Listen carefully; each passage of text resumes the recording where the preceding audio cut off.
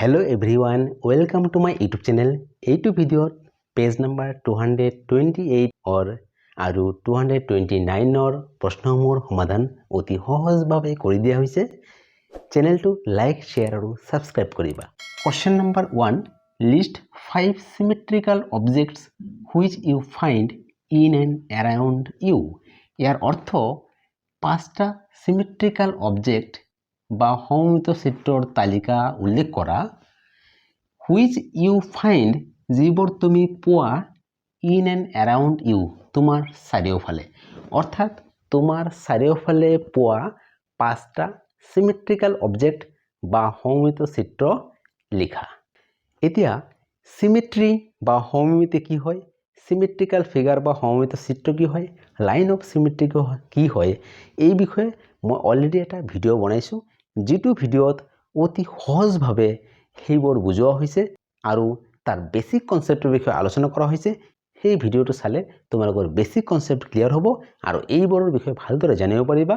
সেই ভিডিঅ'টো চাবলৈ হলে ওপৰত আই বটনত ভিডিঅ'টোৰ লিংক দিয়া আছে, তাত টাচ কৰিলে তোমালোকে সেই ভিডিঅ'টো চাব পাৰিবা। এতিয়া ইয়াতে সিমেট্ৰিকেল অবজেক্টৰ কথা কৈছে, অৰ্থাৎ সমমিত চিত্ৰ 5টা লিখিব দিছে। একচুয়ালি বহুত লিখিব পাৰে যে মই এটা 5টা লিখিলো। যেনে বাটাৰফ্লাই এটা সিমেট্ৰিকেল অবজেক্ট হয়, ড্ৰাগন ফ্লাই এটা সিমেট্ৰিক্যাল অবজেক্ট হয়, স্পাইডাৰ এটা সিমেট্ৰিক্যাল অবজেক্ট হয়, মস্কিটো সিমেট্ৰিক্যাল অবজেক্ট, পানী খোৱা গ্লাস সিমেট্ৰিক্যাল অবজেক্ট।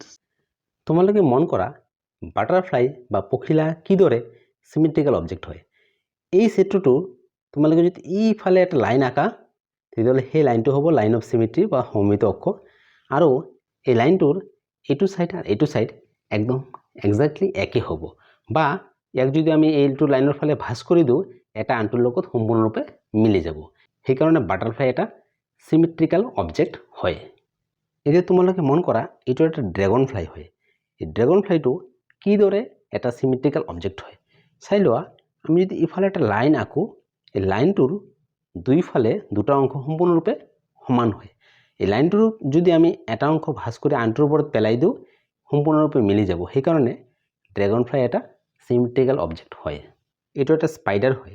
এই স্পাইডাৰটো কিদৰে সিমেট্ৰিক্যাল অবজেক্ট হয়। এতিয়া তোমালোকে ভাল কৰি মন কৰা, যদি এনেকৈ এটা লাইন আঁকা যায় এই লাইনটোৰ দুয়োফালে দুটা অংশ সম্পূৰ্ণৰূপে মিলি যাব। সেই অৰ্থাৎ এটা অংশ যদি আমি ভাঁজ কৰি আনটোৰ ওপৰত পেলাই দিওঁ সম্পূৰ্ণৰূপে মিলি যাব। সেইকাৰণে স্পাইডাৰ এটা সিমেট্ৰিক্যাল অবজেক্ট হয়। এই চিত্ৰটোলৈ মন কৰা, এইটো এটা মস্কিটো হয়, মস্কিটো বা মহ। এইটো এটা সিমেট্ৰিক্যাল অবজেক্ট হয়, কাৰণ আমি যদি ইফালে একটা লাইন আঁকো মস্কিটোৰ দুফালৰ দুটা অংশ সম্পূৰ্ণৰূপে একে হ'ব। একেদৰে পানী খোৱা গ্লাছ এটাও সিমেট্ৰিক্যাল অবজেক্ট হয়, কাৰণ পানী খোৱা গ্লাছৰো আমি এনেদৰে লাইন আঁকিব পাৰোঁ যিটো লাইনৰ দুয়োফালে দুটা অংশ সম্পূৰ্ণৰূপে একে হ'ব। Question number 2, identify the mirror line or the line of symmetry from the lines shown in the symmetrical figure. ইয়াৰ অৰ্থ মিৰৰ লাইন বা লাইন অফ সিমেট্ৰি আইডেন্টিফাই কৰা। ক'ৰ পৰা? ফ্ৰম দ্য লাইনছ, লাইনবিলাকৰ পৰা, shown in the symmetrical figure, এই সিমেট্ৰিক্যাল ফিগাৰত দেখুওৱা যে line দুটা আছে তাৰ পৰা লাইন অফ সিমেট্ৰি বা মিৰৰ লাইনটো আইডেন্টিফাই কৰা। এতিয়া মনত ৰাখিবা এই মিৰৰ লাইন আৰু লাইন অফ সিমেট্ৰি এইটো একে কথা। এতিয়া এই যে দুটা লাইন আছে তাৰ ভিতৰত কোনটো লাইন অফ সিমেট্ৰি বা সমমিত অক্ষ হয় আৰু কোনটো নহয়। তোমালোকে ভালদৰে মন কৰা এই লাইনটো কিন্তু লাইন অফ সিমেট্ৰি নহয়, এই লাইনটো হয়। তো ইয়াৰ এনসাৰ কি হ'ব? এনসাৰ হ'ব এই লাইনটোৰ নাম হৈছে L2. L2 is the mirror line. এতিয়া এই L2 টো মিরর লাইন হয় আর L1 কিয় নহয় মই তোমালোকক কাগজৰ চিত্ৰৰ জৰিয়তে আকৌ দেখুৱাম। তোমালোকে ভালদৰে মন কৰা এই চিত্ৰটো আৰু এইটো একে। এতিয়া এই যে লাইনটো এইটো মিৰৰ লাইন হয়, কিয় হয়? যদি আমি এই লাইনটো আমি এনেদৰে ভাঁজ কৰোঁ চাই লোৱা, এটা অংশ ভাঁজ কৰিলে এটা অংশ আনটোৰ ওপৰত সম্পূৰ্ণৰূপে মিলি গৈছে, সেইকাৰণে এই লাইনটো মিৰৰ লাইন বা লাইন অফ সিমেট্ৰি হয়। আকৌ এই লাইনটো কিয় নহয় তোমালোকে ভালদৰে মন কৰা, এই লাইনটোৰ ফালে যদি ভাঁজ কৰি দিওঁ চাই লোৱা এটাৰ ওপৰত আনটো সম্পূৰ্ণৰূপে মিলা নাই, এইটো বাহিৰত ওলাই আছে, ইফালে এইটো শৰ্ট হৈ আছে, সেইকাৰণে এইটো মিৰৰ লাইন নহয়। এতিয়া তোমালোকে আৰু বেলেগকৈ গম পাবা এইটো মিৰৰ লাইন হয়নে নাই যদি তোমালোকৰ ঘৰত আইনা আছে, আইনা বা গ্লাছ আছে, সেইটো তোমালোকে চাবা। যদি তোমালোকে ইয়াতে আইনাটো ধৰা, আইনাৰ আগত থকা এই চিত্ৰটো আইনাত কি দেখা পাবা, এনেদৰে দেখা পাবা। বা আইনাটো যদি তোমালোকে এনেকৈ ধৰা তেতিয়াহ'লে এই চিত্ৰটো আইনাত দেখা পাবা, এইটো আইনাত ভিতৰত একদম এক্সাক্টলি এনেকুৱা হ'ব। Question number 3, identify the symmetrical figures from the figures below. ইয়াৰ অৰ্থ আইডেন্টিফাই কৰা চিমেট্ৰিকেল ফিগাৰসমূহ ফ্ৰম দ্য ফিগাৰ্ছ বিলো, অৰ্থাৎ তলত দিয়া চিত্ৰসমূহৰ পৰা যিবোৰ চিমেট্ৰিকেল ফিগাৰ বা সমমিত চিত্ৰ সেইবিলাক আইডেন্টিফাই কৰা। Also draw the mirror line or the lines of symmetry. আৰু মিৰৰ লাইন বা লাইন্স অফ চিমেট্ৰি দুটাৰ অৰ্থ একে। মিৰৰ লাইন বা লাইন অফ চিমেট্ৰি অংকন কৰা ফৰ দোজ ফিগাৰ, সেইবোৰ চিত্ৰৰ কাৰণে, অৰ্থাৎ যিবোৰ চিত্ৰ চিমেট্ৰিকেল ফিগাৰ হয় তাৰ কাৰণে মিৰৰ লাইন বা লাইন অফ চিমেট্ৰি অংকন কৰা। তোমালোকে মন কৰা ইয়াত দিয়া চিত্ৰসমূহৰ ভিতৰত এই যে পানীৰ বটলটো এটা চিমেট্ৰিকেল ফিগাৰ হয়, ত্ৰিশূলটো চিমেট্ৰিকেল ফিগাৰ, কোণমানজন চিমেট্ৰিকেল ফিগাৰ, আৰু কচুৰ পাত চিমেট্ৰিকেল ফিগাৰ, আৰু এইটো পাত চিমেট্ৰিকেল ফিগাৰ হয়, আৰু বাকীবিলাক কিন্তু চিমেট্ৰিকেল ফিগাৰ নহয়। আৰু যিকেইটা চিমেট্ৰিকেল ফিগাৰ হয় সেইকেইটাৰ মিৰৰ লাইন বা লাইন অফ চিমেট্ৰি অংকন কৰা হৈছে। যেনে এইটোৰ মিৰৰ লাইন হৈছে এইটো, এই চিত্ৰটোৰ মিৰৰ লাইন হৈছে এইটো, কোণমানজনৰ মিৰৰ লাইন এইটো, এই পাতটোৰ মিৰৰ লাইন হৈছে এইটো, কচুৰ পাতৰ মিৰৰ লাইন এইটো। তোমালোকে মন কৰা যিফালে মিৰৰ লাইন বা লাইন অফ চিমেট্ৰি অংকন কৰা হৈছে সেইটোত যদি তোমালোকে চিত্ৰটো ভাঁজ কৰি দিয়া এটা আনটোৰ ওপৰত মিলি যাব। ত্ৰিশূলটো চোৱা, এই লাইনটোৰ ফালে যদি তুমি ত্ৰিশূলটো ভাঁজ কৰি দিয়া এটা অংশ আনটোৰ লগত মিলি যাব। কোণমানজনো চোৱা, মিলি যাব, এটা অংশ আনটোৰ লগত সম্পূৰ্ণৰূপে মিলি যাব। এই দুটা পাতৰ ক্ষেত্ৰতো একে। কিন্তু বাকী চিত্ৰবিলাক তোমালোকে মন কৰা, সেই চিত্ৰবোৰৰ কাৰণে তোমালোকে কোনো লাইন অংকন কৰিব নোৱাৰিবা যিটো লাইন মিৰৰ লাইন হয়। সেইকাৰণে এই তিনিটা চিমেট্ৰিকেল ফিগাৰ নহয়, বাকীকেইটা হয়। কিন্তু কোণমানজনৰ ক্ষেত্ৰত এটা কথা চাবলগীয়া, আমি যদি ইয়াৰ নাম্বাৰবিলাক চাওঁ তেতিয়া কিন্তু নিমিলিব, বাকী ক্ষেত্ৰত মিলিব এইটো। Question number 4, the following picture drawn on the graph paper show lines L1, L2 and L3. ইয়াৰ অৰ্থ গ্ৰাফ পেপাৰত অঁকা তলৰ চিত্ৰই লাইন L1, L2 আৰু L3 দেখুৱাইছে। Complete the pictures in such a way that they are symmetrical about the given lines.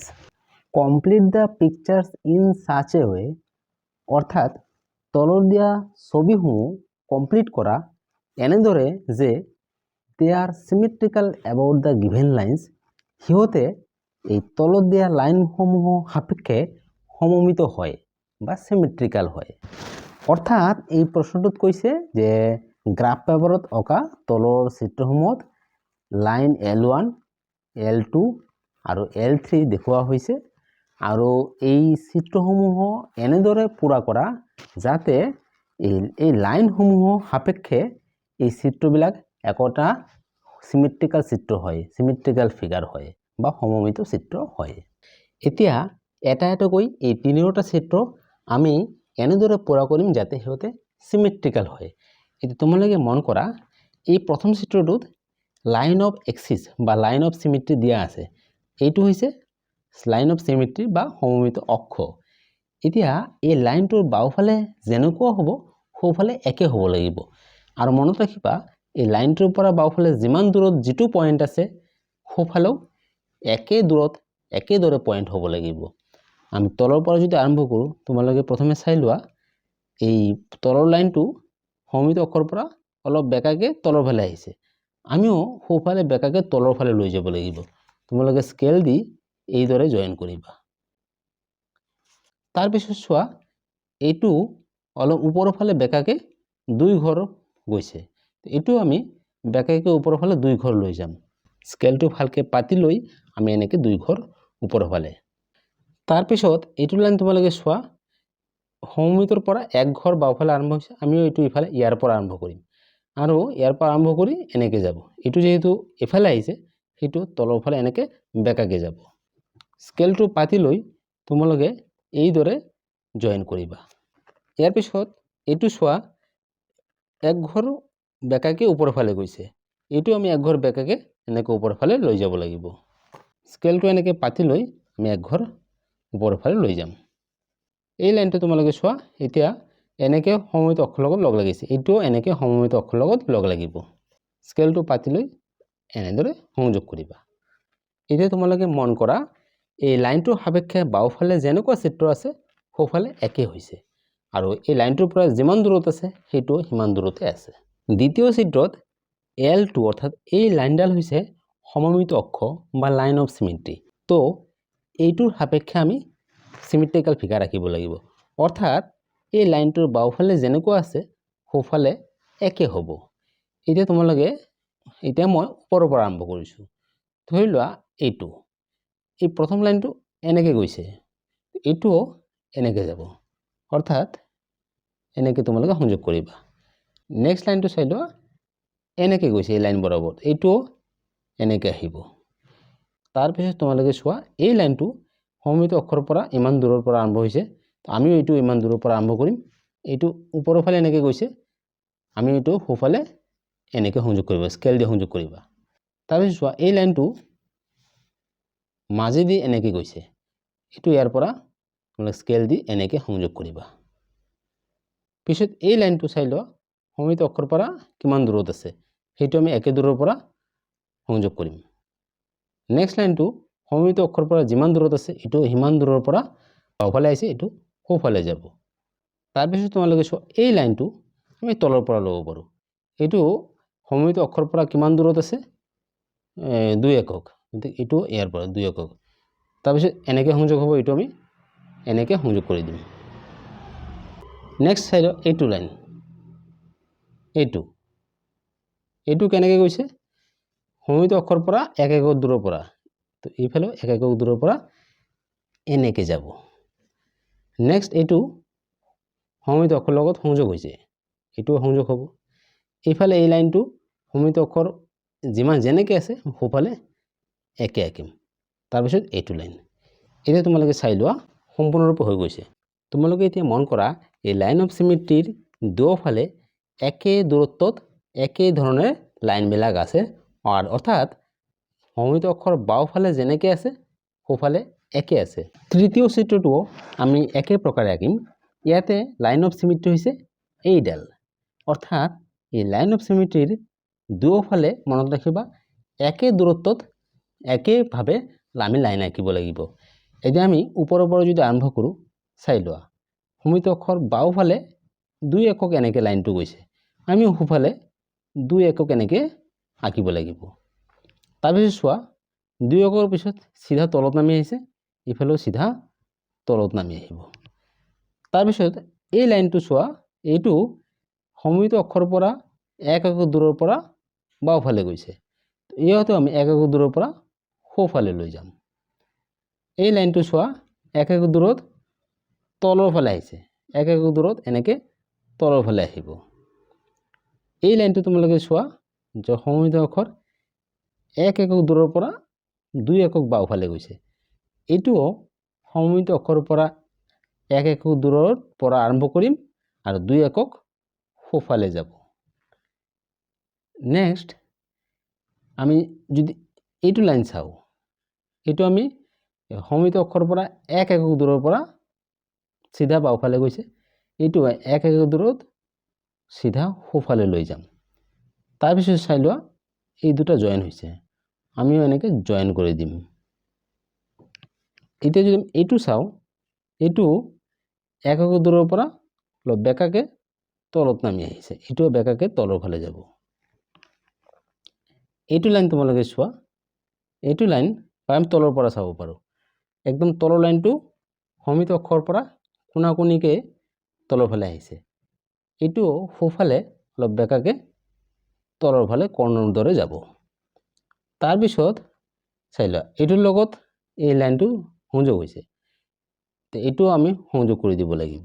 এতিয়া এইটো অঁকা হৈ গৈছে, মই স্কেল দি ভালকৈ লাইনবিলাক জইন কৰি আছোঁ। তোমালোকে মন কৰা, স্কেল দি ভালদৰে জইন কৰাৰ পিছত এতিয়া চোৱা যে এই লাইন অফ চিমেট্ৰিৰ দুয়োফালে একে চিত্ৰ হৈছে। এই তিনিটা চিত্ৰত লাইন অফ চিমেট্ৰি দিয়া আছে আৰু লাইন অফ চিমেট্ৰিৰ এটা ছাইডৰ অংশখিনি দিয়া আছে, আনটো ছাইডৰ অংশ আমি আঁকিছোঁ। এতিয়া কেনেদৰে আঁকা হৈছে তোমালোকে এইখিনি গম পাইছা যে লাইন অফ চিমেট্ৰিৰ পৰা দুয়োফালে সমান দূৰত্বত বিন্দুবিলাক হ'ব। লাইনবিলাক সমান সমান দূৰত্বেদি যাব। যদি বাওঁফালে তলৰফালে গৈছে, সোঁফালেও তলৰফালে যাব। বাওঁফালে যিমান দূৰত আছে সোঁফালেও একে দূৰত হ'ব। অৰ্থাৎ এইটোৱে ক'ব যোৱা হৈছে যে সমমিত অক্ষৰ পৰা সমান দূৰত্বত লাইনবিলাকো হ'ব, পইণ্টবিলাকো হ'ব। তোমালোকে এইদৰে আঁকিব চেষ্টা কৰিবা, তোমালোকে শুদ্ধকৈ কৰিব পাৰিবা। Question number 5.